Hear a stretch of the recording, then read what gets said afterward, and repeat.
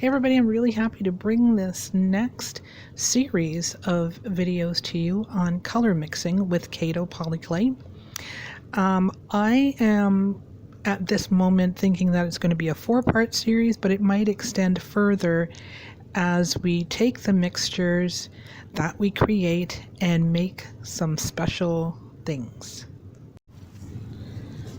Back in the days where you could get your colors done and have take a swatch of colors with you when you bought your wardrobe, I became a certified color consultant, and I was able to help people choose clothing based on what their swatches of colors that according to what their undertones in their skin was. And it was actually very helpful because I could advise them on colors of eyewear as well as colors of any sort of accessories that they wanted to use. And I'll be bringing some of that understanding of color to the series. In place of having swatches, I got about, I want to say maybe 7.5 years ago, this color wheel from Curry's art supply store here in Canada. And although, I mean, you can see that it's seen better days, it's old, but the one thing that I do like about this color wheel is that it does give you definitions of some color terms like hue, shade, tint, tone, and it's written right on the color wheel. So if you are deciding to use a color wheel, this is the type I would suggest that you get. The one reason why the color wheel really has very little relevance to Kato clay is because Kato has an underlying, I would say, I don't know if tone's the right word, but yeah, tone of black/gray to it. So we're looking at the Kato red being a red with like a blackish undertone, blue with a blackish undertone, and yellow with not so much black undertone but a little bit of gray undertone. So the three of these are actually all cool colors, and you'll actually see what I mean when we start mixing. Always mix in good lighting, not too pink or yellow. If you can get the daylight blue bulbs at your grocery store, that would be the best lighting to use, other than, you know, opening up all the drapes so that you get a good daylight luminescence in your studio. Now, I don't really have a recipe per se. It's more of a system, okay? This is a system that I find works for me through working with mixtures. Over the years, I find that this method in which to mix Kato with seems to work very well, and it gives me enough colors that I can create just by using these primary colors. And you'll see how many colors we actually can create with just the Kato red, Kato blue, and the Kato yellow. I've rolled out all of my colors, red, yellow, and blue, out on my second thickest setting, and then trimmed all of them down in a complete square so that they're all equal.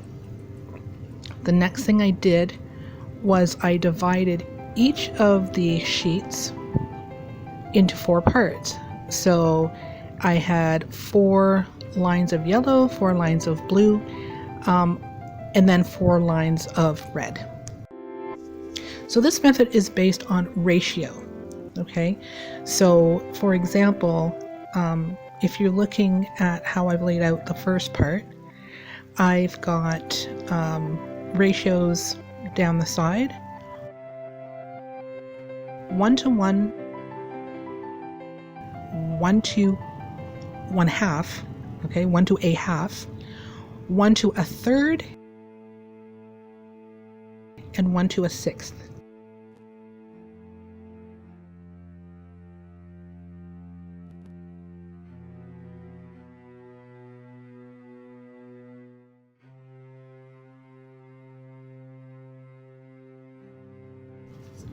In order for this to work, your lines of color need to be the same thickness and width.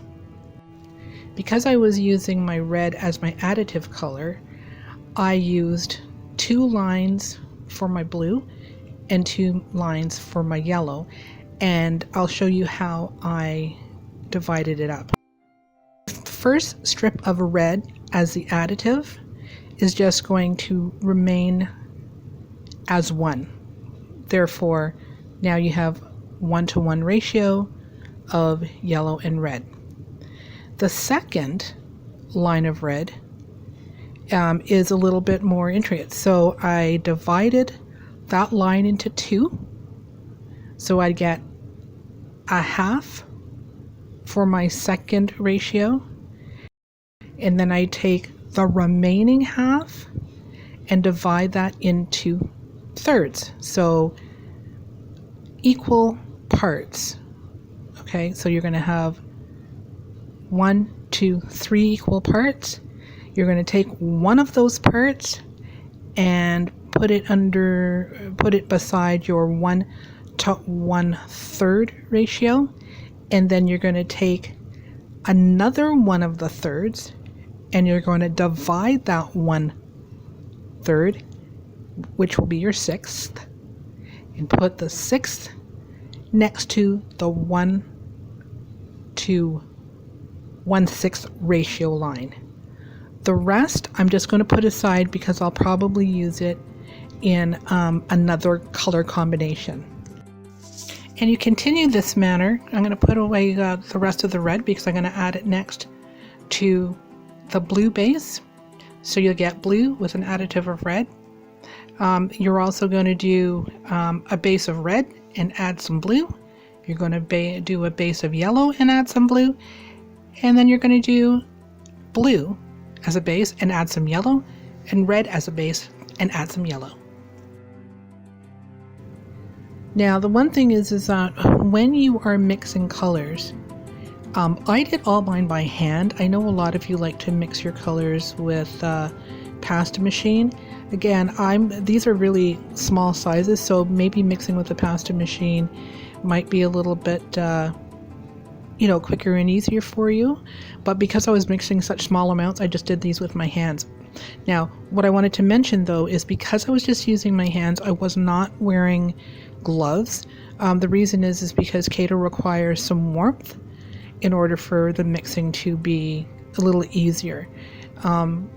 It wasn't as much of a workout as a lot of people think. You just have to be really patient with it, and I took my time. That's, mixing colors for me is more of a meditation. Whereas I know a lot of you like to do, the little cookie cutters and little adding things for, your veneers and such, that's a meditation for you. Mixing for me is a great meditation. Kept me really calm yesterday. So I took my time, and it probably took me a couple hours to do not these two, but to do the entire mixing chart, which you'll see at the end how many colors I've mixed. I think it was like 20-ish. I haven't really counted. A lot. If you're mixing with your hands, you want to make sure you need to wash your hands between each color. So for example, I did all my blue mixtures, mixed all of those. Then I washed my hands. I don't like to use the the wet wipes because I don't know what's on them, like as far as creams or aloes and such. So I did wash my hands, and then I mixed my yellow because can you imagine? You're going to see everything on that yellow. Now I want you to take a look at this the first combination for a minute because it's so dark.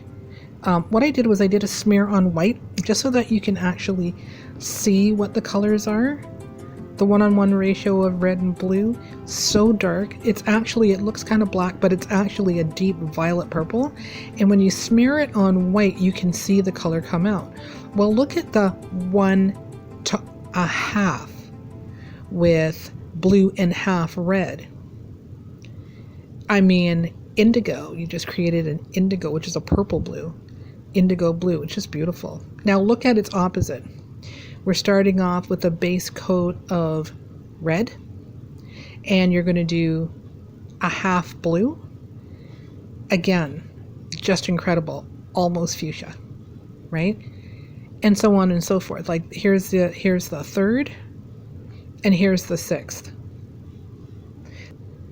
Okay, it's just so much fun to create these different colors.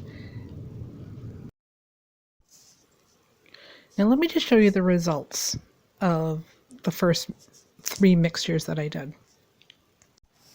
And here's why the color wheel has very little to do with the mixture of Kato clay. You will see that, and everybody knows, right? Everybody knows blue and red make purple. No, they don't. Not necessarily. So it has to do with how much blue and how much red, and it has to do with the type of blue and the type of red. But you can see, and these are beautiful colors, but you can see that very little within these 3 lines here, very little of any of these colors match anything really on the primary color wheel. So you might, I mean, I think the orange that was created with the red, or the yellow with the additive of red, that was the closest that we could get and see on the color wheel for any matches at all.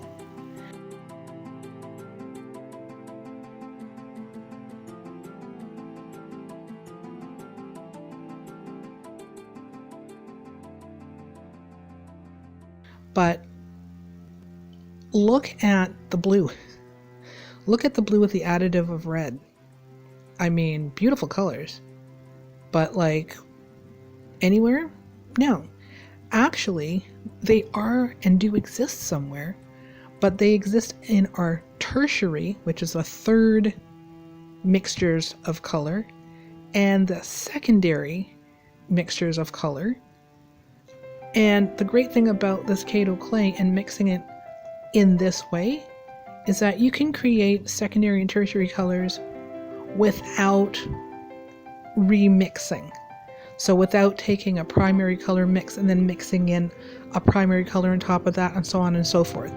We mixed it once and we created tertiary and secondary colors.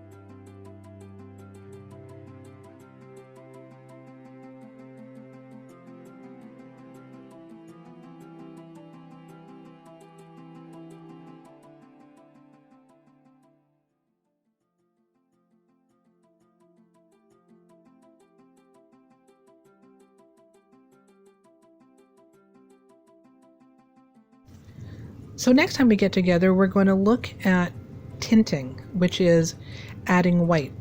So what we're going to do is we're going to have our 3 primary colors, and then we're going to add fractions of white. Then we're going to do the opposite. We're going to have all white and then add fractions of the 3 different primary colors and see what magic happens then. Till next time, see ya!